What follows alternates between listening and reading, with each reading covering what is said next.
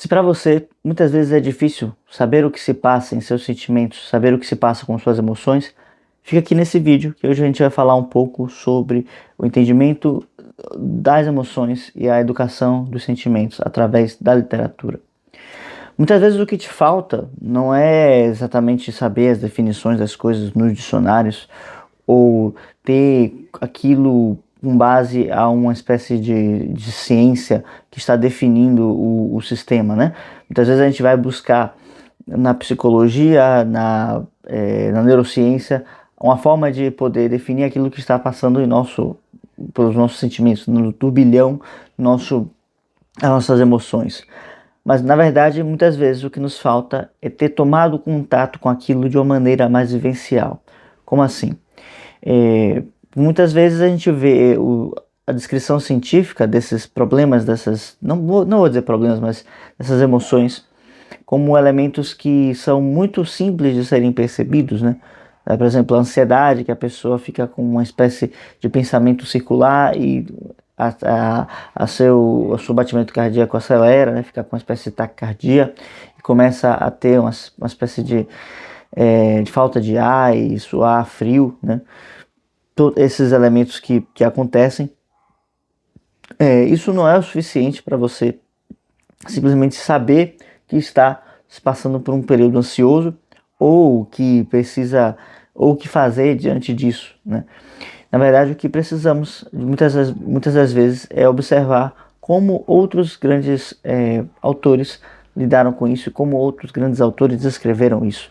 Em outras palavras, nosso grande problema é que nós não temos como dar palavras corretas para cada um desses problemas, porque não sentimos eles na nossa pele antes.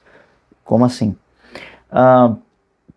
Quando vamos nos deparar com alguma situação, quando vamos ter alguma situação pela primeira vez, passar por algo pela primeira vez, temos um registro disso, isso fica na nossa memória, isso fica no nosso sentido interno, nas nossas emoções.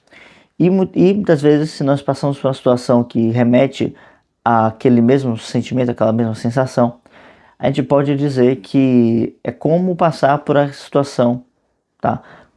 E aí eu vou dar um exemplo do Natal, né? Poucas coisas são semelhantes ao Natal, apenas o Natal é como o Natal, né? No entanto, você pode passar por alguma situação em sua vida que você pode dizer, nossa, isso é como o Natal.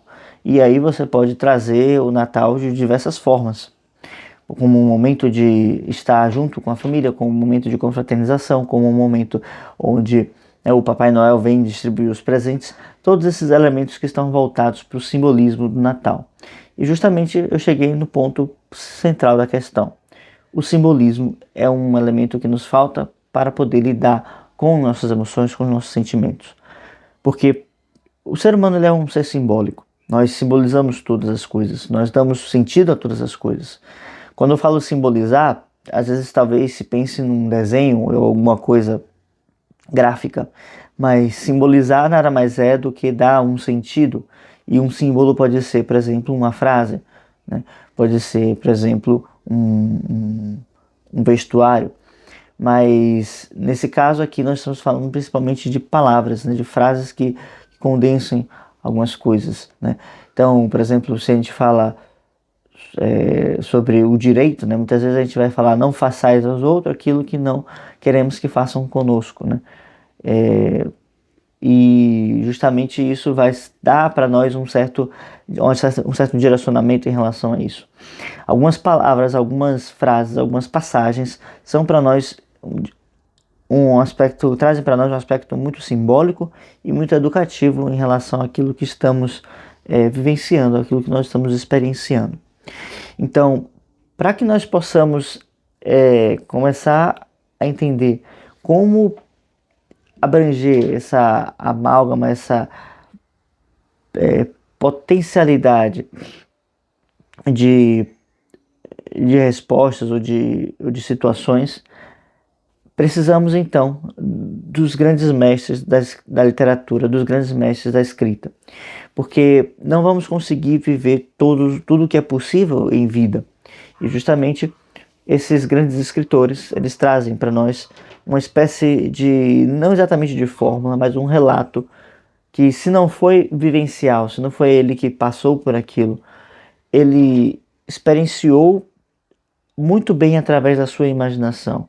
Então, ao desenvolver bem a sua imaginação, ele guiou aquela história de uma forma tão majestosa, de uma forma tão bem construída, ou às vezes nem foi tão bem construída assim, né? Vamos ser francos, mas que o impacto é tão potente, é tão bem feito, tão bem estruturado, que nos marca como uma situação realmente importante, né?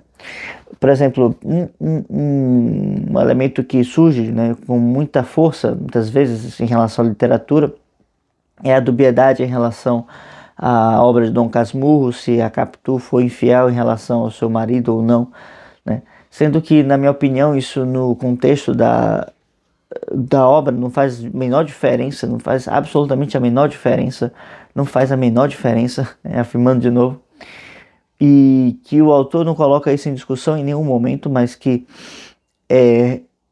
é uma situação que nós passamos e que nós podemos passar, não pela infidelidade, mas pela dúvida, muitas vezes. E essa dúvida que traz essa dor, que é moral, essa ação, é difícil de ser resolvida através de uma situação fácil, né? Do tipo, sim ou não. Não é algo de sim ou não. Quando nos deparamos com as nossas emoções, nós não estamos tratando de algo de sim ou não, né? Mas sim de elementos que nos geram certas impressões que não estão explicitamente no mundo exterior, mas que interagem conosco internamente de uma forma muito potente. Então, muitas vezes não há nada acontecendo, né, entre aspas, mas dentro de mim há uma confusão de sentimentos, uma turba, né, que acontece, e eu não consigo me orientar na vida. Então, a grande dificuldade em relação aos sentimentos, em relação às nossas emoções, é que, se elas não estão bem definidas, não conseguimos nos orientar na vida. Tudo parece nos puxar para algum lugar. Justamente a emoção tem essa capacidade de fazer esse gancho em nós, né? Ele nos puxa para algo. Platão, e Plotino também vai falar dessa emoção como um Eros, né? Um Eros que nos enlaça com as coisas. Eros, esse deus grego do amor primordial, e possui asas, né? Justamente através dessas asas ele nos desloca para outros lugares, desloca para outras situações. Então, apesar de estarmos com o corpo presentes em algo, a nossa alma se divide, está presente em outro estado de consciência, em outra emoção. A nossa alma está dividida. E está dividida por quê? Porque nos falta o símbolo. Por quê? Qual é a função do símbolo dentro da nossa vida, dentro da nossa da existência da nossa vida em geral, né? Como eu falei, o homem é um ser muito simbólico, né? Podemos nos relacionar com o tempo de muitas formas, e uma dessas formas é através dos símbolos que o tempo nos oferece. Podemos ter o tempo que é retratado nos mitos, que é um tempo que não tem uma data certa, é um tempo eterno, vamos assim dizer. Temos o tempo dos símbolos, que está sempre se renovando, né? Como, por exemplo, o tempo do nascer do sol e do meio-dia e do crepúsculo, né? E tudo isso são tempos diferentes que marcam não como datas e momentos no relógio, mas como estados de consciência às quais nós somos mais propícios, né? Então, obviamente, o trabalho é mais propício pela manhã, enquanto que o descanso fica mais propício para o crepúsculo, para a noite. E existe o tempo cronológico mesmo, né, que vai passando segundo a segundo, e que nós temos as nossas formas mecânicas e técnicas de medi-lo. O fato é que, para o ser humano, o tempo mais importante é o tempo da consciência, o tempo em que nós sentimos que as ideias avançam. Quantas vezes não te dói, ou não te doeu, ter feito um erro, cometido um erro que já tinha sido cometido antes, muitos anos antes, e por alguma razão você já havia cometido aquele erro e você prometeu não realizar de novo, não fazê-lo de novo. De repente, passa-se alguns anos e você comete aquele mesmo erro de novo. a sensação que nós temos é que nós voltamos no tempo. Então, para o homem, para o ser humano, o mais importante não é o tempo cronológico, mas o tempo da sua consciência, o tempo em que ele percebe que ele avançou, o tempo que ele percebe que ele evoluiu. Evoluir para o ser humano é, de certa forma, não cometer os mesmos erros, porque agora ele faz parte de um outro estado de consciência. Finalmente, quando nós vamos para os estados da nossa consciência no dia a dia, o que nos falta, o que nos oprime é que passamos por situações em que a nossa consciência não tem uma espécie de referente interno, uma espécie de etiqueta, uma espécie de imagem interna, como por exemplo eu tenho essa imagem aqui do Apolo, né, para dizer isso é tal coisa, isso é medo, isso é ansiedade, isso é angústia. Qual a diferença de ansiedade para angústia? Isso é ira, isso é desconforto, né? Ou talvez a gente pode nomear de uma outra forma, né? Passar por uma espécie de vergonha, né? De ser desmoralizado, enfim. Existem vários tipos de situações que são um leque gigantesco e que a gente vai falando e tomando umas as outras como sinônimos e elementos idênticos, mas que cada situação é única e traz consigo uma outra carga. Então, quando tu pegas ali para ler, por exemplo, os Lusíadas, ou pega para ler os Sonetos de Camões ou Cruz de Souza, nós nos deparamos com situações ou com momentos da vida em que estão ali retratadas certas coisas ou certas emoções, as quais nós entendemos que elas existem. De certa forma, parece que já passamos por isso, mas por não haver uma etiqueta, né, uma informação sobre o que é isso na prática, nós não conseguimos marcá-la e mensurar. Isso é esse sentimento aqui.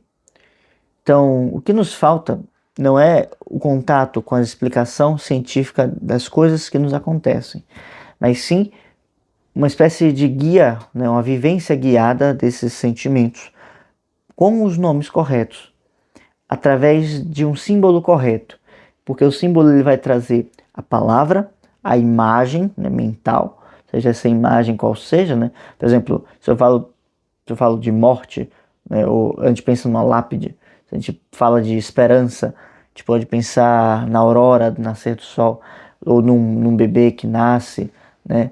Se a gente fala de frieza, a gente pode pensar numa montanha bem sólida, né? Ou ao mesmo tempo essa fortaleza, a mesma montanha pode ter essa mesma conotação, né? Mas seria estranho, por exemplo, pensar numa montanha forte e sólida, sendo algo quente e acolhedor, né? Pelo contrário.